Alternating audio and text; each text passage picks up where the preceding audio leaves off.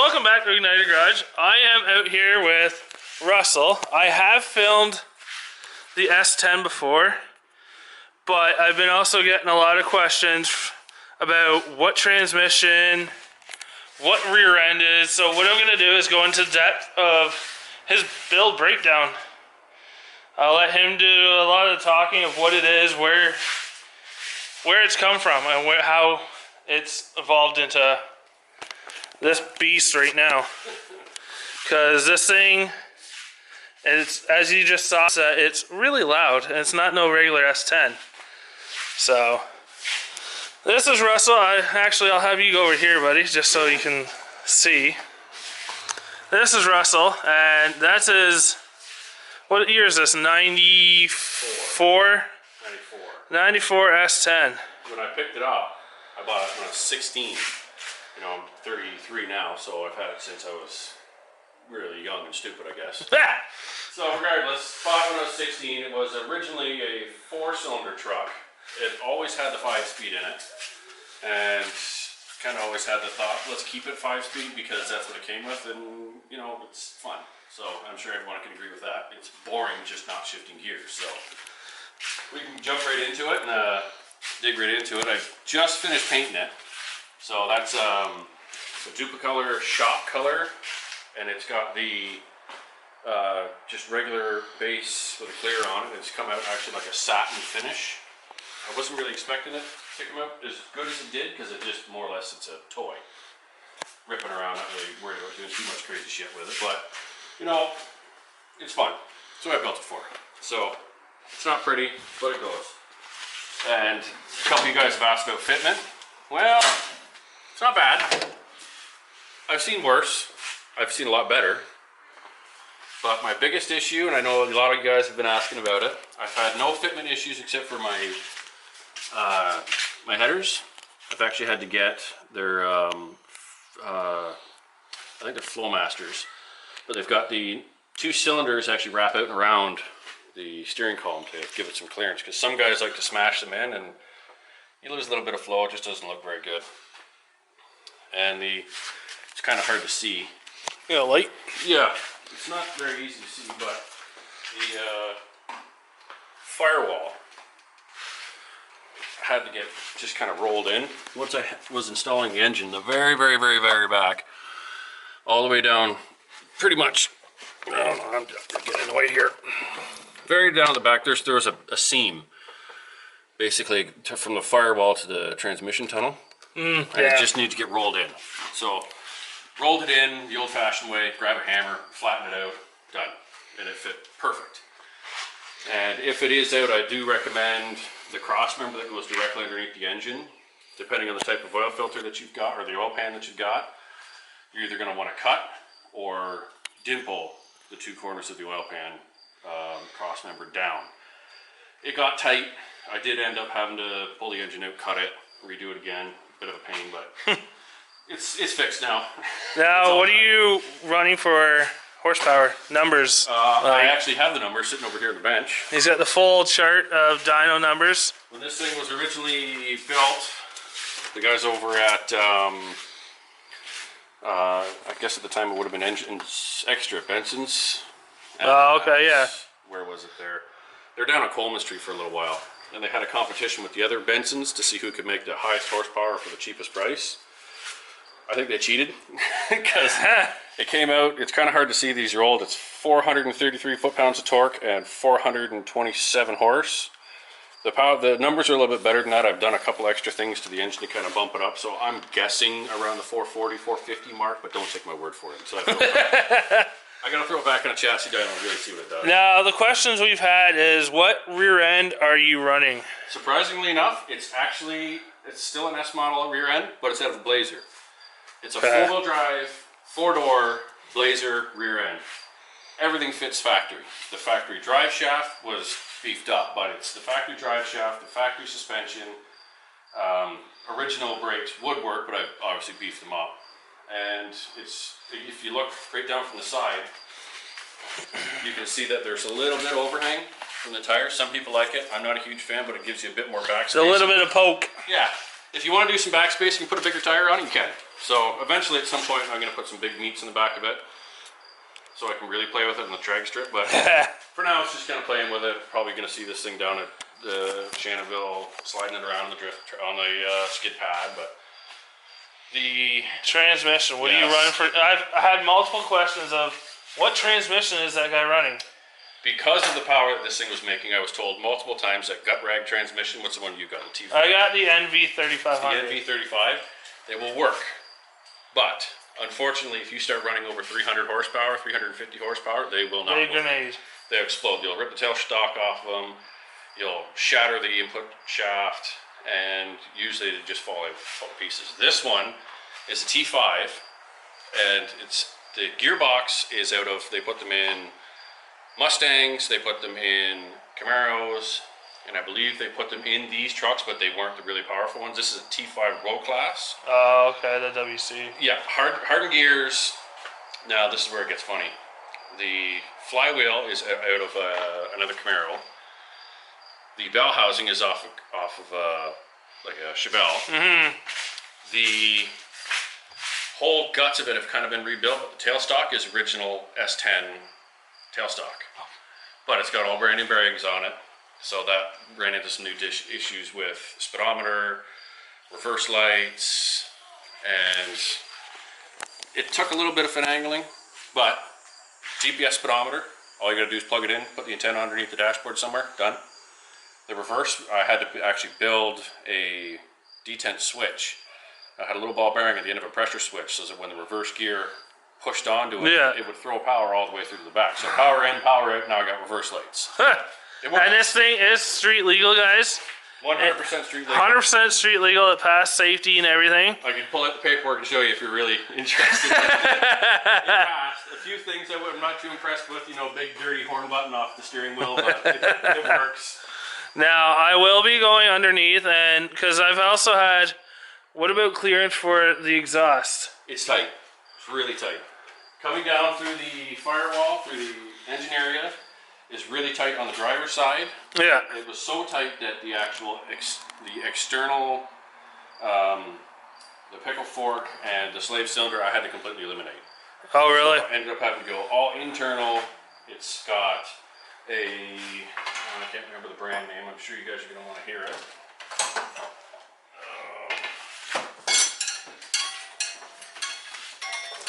I kept all my paperwork for show the truck while you're digging out. It's got some nice beefy tires on it.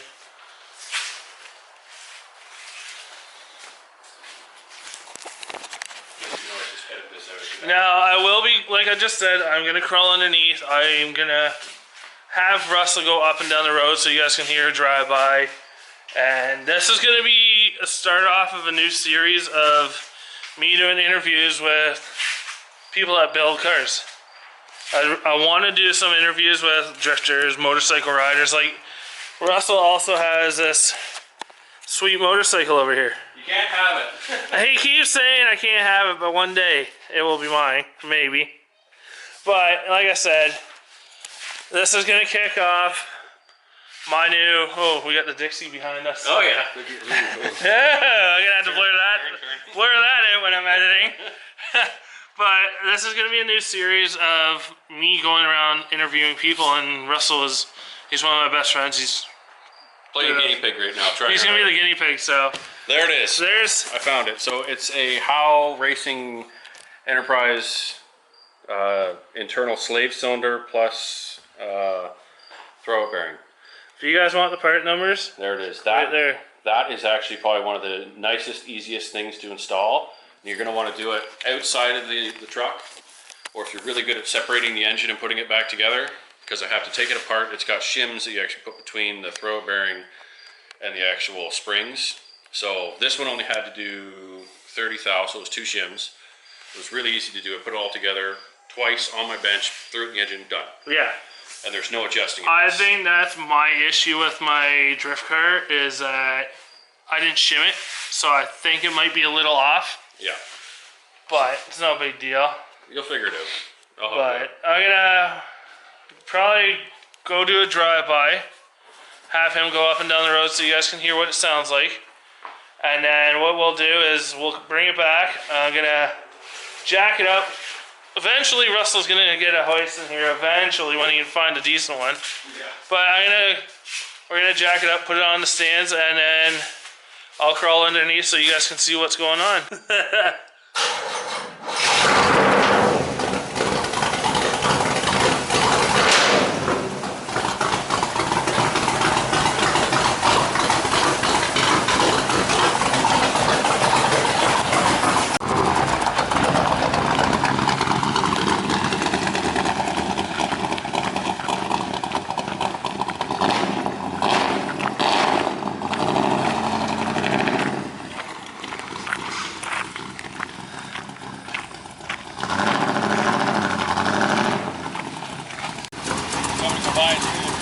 Yeah.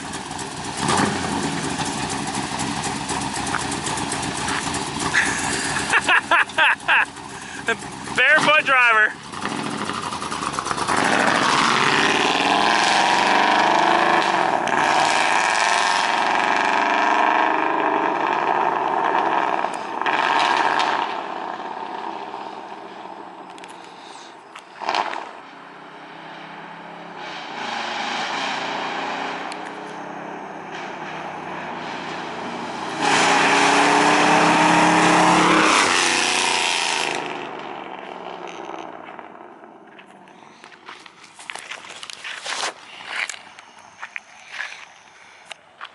If you guys want to see more of this, comment down below, subscribe, share if you guys are into the driver builds. But yeah, this is what we're gonna do for a little bit. This thing's not smelling right.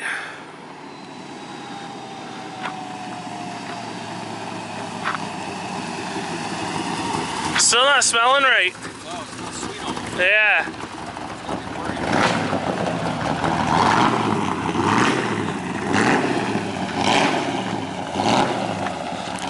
I haven't come up with a name with this series. If you guys want to make a name, comment down below. Let me know. Maybe I'll pick your name for the series that we're gonna do. I've been contemplating about driver breakdown or build breakdown or something like that. So be back in a bit. So sorry, headphone users. I'm gonna mark it. Turn your volume down at that point because my ears are ringing. But yeah, what year is this out of? This block is about the only thing that's left original on that engine. So it's an 85 block, 4-bolt main, you know, standard, what you always hear every gearhead say.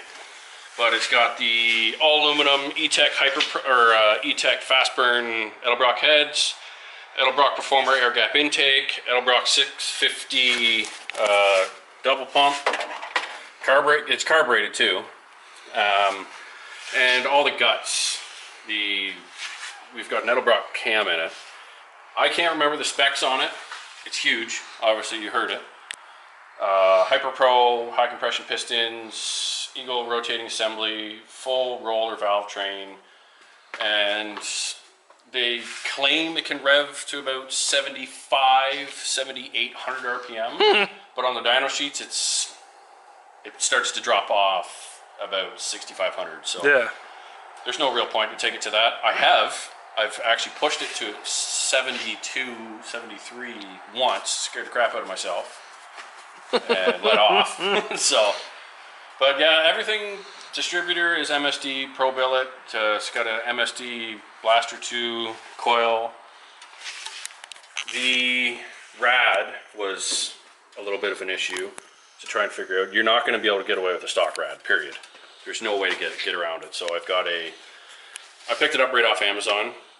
It was one of their 3-core heavy duty rads. It's designed for an S10, for a racing platform. It comes with both fans. So bolted up, ready to go.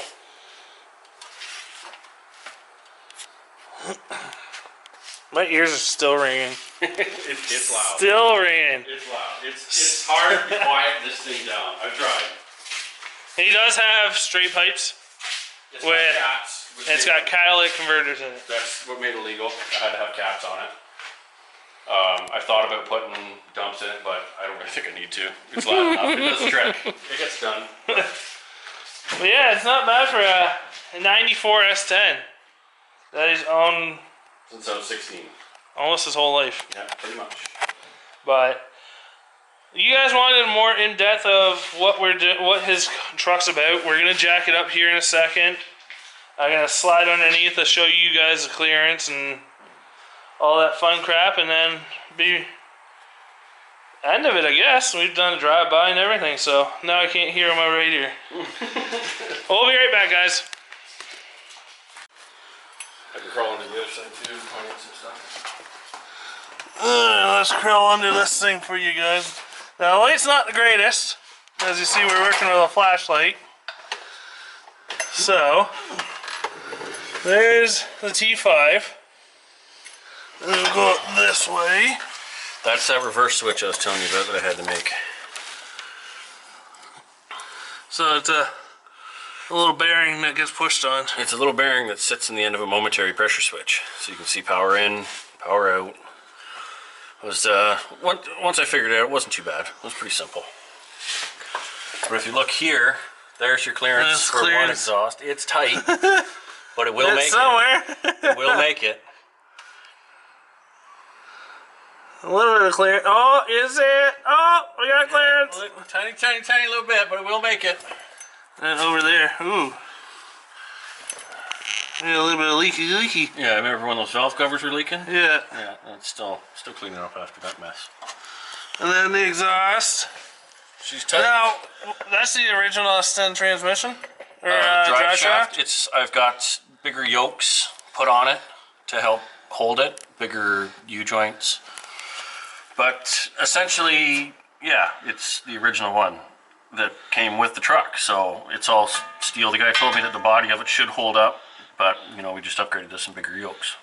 And then, hold on guys, I'm gonna have to edit this part out because me shifting down. It's warm under here. Yeah. These cats are out of a truck, out of a full-size Silverado. They're not what I wanted, but they do the trick. You know, can't blow the budget on exhaust, I guess, but whatever. It works. Does the trick. Diff out of the 4x4 four-door Blazer. Why'd you go 4x4? Comes with disc brakes factory. Oh, okay. Because this thing originally came with just drums. Drums. And I didn't want drums because, you know, drums suck. Way too much horsepower for drum brakes. But yeah. Nice. Original gas tank. I just had to get a different sending unit, so it didn't have a pump in it. So it's just a sucker for the mechanical pump. Yeah. And the carburetor. I think we're gonna get out of here because it's freaking hot. warm. Yeah. We'll be right back, guys. Custom dashboard that he made. All original, everything else. Dash is original. Steering wheel is Grant. Column is out of a different, I think it came out of a 4.3 95, I believe. Yeah. I wanted tilt, but I couldn't get tilt. So I've got one. It's sitting up on the shelf there somewhere. Probably wintertime we'll throw it in. And the seats are actually out of a Pontiac GTP Grand Prix. They took a little bit of finagling to get, you know, fit in there. Yeah, well, the brackets are all custom underneath. Yeah. I had to jig them up. It took me a couple of days to get them in there, but they're in there. They're comfortable. They're heated. They're power. I don't know why I need heated seats. Just one of those flex moves, I guess. Yeah. Got no air conditioning, so it's hot as hell in that thing all the time. But whatever. Let's just add heated seats. It works. You never know. I might take off in a cool spring or fall morning to go out for a hunt or something and bring this with me. Scare the wildlife all out in the woods. So, whatever. Alright guys, well I'm going to end this here. I hope you enjoyed that little episode of the breakdown.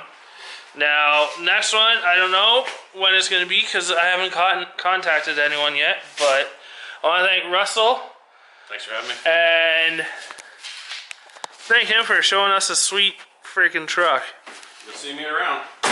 I will be filming him if he comes at the drift track with us because I plan on renting it sometime.